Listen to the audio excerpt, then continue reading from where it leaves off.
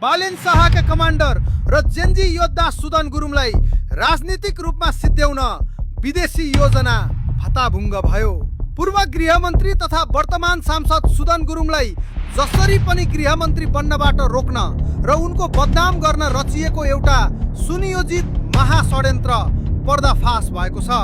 चिनिया नम्बरबाट कसरी 10 लाखको अफर आयो, राति अफिसको गेटमा 50,000 क्यास र रक्सी लिएर आउने मास्कधारी युवती को हुन् र यो सिन्डिकेटको नाइके को हो भन्ने सम्पूर्ण चिरफार गर्नेछौँ।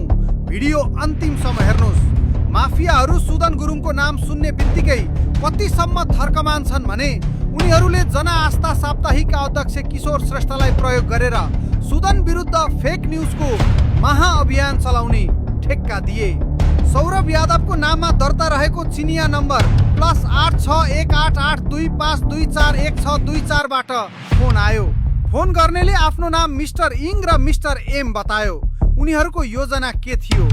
उनीहरूले भने सुदन गुरुङ एकदम खराब मान्छे हो, यसलाई गृहमन्त्री बन्नबाट जसरी पनि रोक्नु पर्यो। सुदन विरुद्ध व्यापक जनमत बनाउनुस्, 10 लाख रुपैयाँ दिन्छु।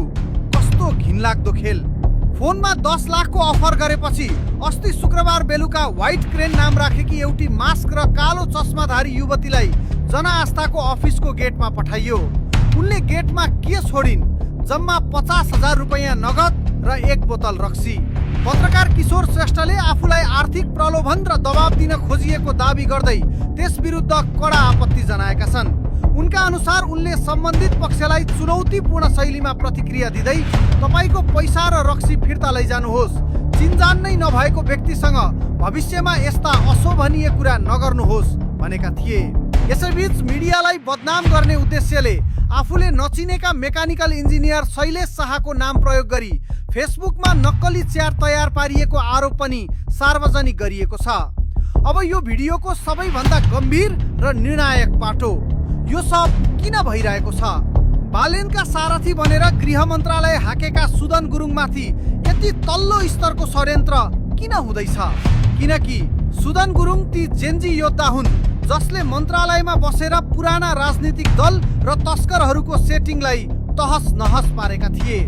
हिजो नेताको घरमा सुटकेस बुझाएर अकुत सम्पत्ति कमाउने माफियाहरूलाई राम्रोसँग थाहा छ यदि सुदन गुरुङ फेरि पावरमा आए भने उनीहरूको जेल जाने बाटो खुल्लेछ।